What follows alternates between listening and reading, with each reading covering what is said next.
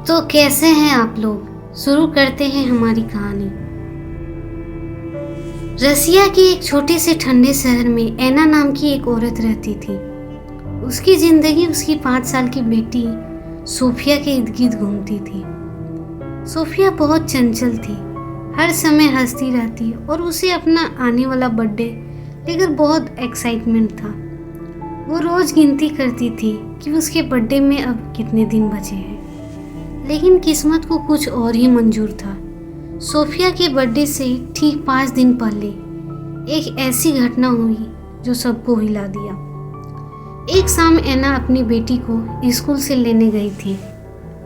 सड़क पर अचानक एक तेज रफ्तार ट्रक ने कंट्रोल खो दिया और सब कुछ पल भर में खत्म हो गया। सोफिया की उसी जगह मौत हो गई। एना की दुनिया उजड़ गई। घर में सन्नाटा छा गया। खिलौने वैसे ही पड़े थे। गुब्बारे जो बर्थडे के लिए खरीदे गए थे अलमारी में बंद रह गए। पूरे घर में बस एक ही चीज गूंज रही थी, सोफिया की हंसी की याद। 5 दिन ऐसे गुजरे जैसे 5 साल। फिर वो दिन आ गया, सोफिया का बर्थडे।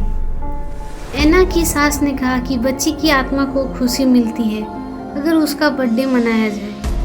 परिवार वालों ने भारी दिल से फैसला किया कि वो सोफिया का बर्थडे मनाएंगे। शायद इससे उसका मन शांत हो जाए। घर को हल्के रंगों से सजाया गया। केक आया, मोमबत्तियां जलाई गई, लेकिन माहौल में खुशी नहीं, एक अजीब सी बेचैनी थी। एना बार बार दरवाजे की तरफ देख रही थी, जैसे किसी की आने का इंतजार हो। रात के ठीक 12 बजे जैसे ही केक टेबल पर रखा गया, अचानक कमरे की लाइटें झपकने लगी। ठंडी हवा का झोंका आया, जबकि सारी खिड़कियां बंद थी। तभी एना ने महसूस किया कि किसी ने उसकी साड़ी को हल्के से खींचा। उसने नीचे देखा, वहां कोई नहीं था। तभी बच्चों वाला म्यूजिक टॉय अपने आप बजने लगा, वही टॉय जो सोफिया को सबसे फेवरेट था और जो पिछले 5 दिनों से बंद पड़ा था। परिवार वाले डर गए। अचानक केक पर लगी मोमबत्तियां अपने आप बुझ गई और अंधेरे में एक पतली सी आवाज गूंजी, मम्मा, मेरा बर्थडे केक कहाँ है? एना का शरीर कांपने लगा, उसकी आंखों से आंसू बहने लगे। तभी कमरे के कोने में एक छोटा सा साया दिखा। वो साया धीरे धीरे आगे बढ़ा। सबकी सांसें थम गई।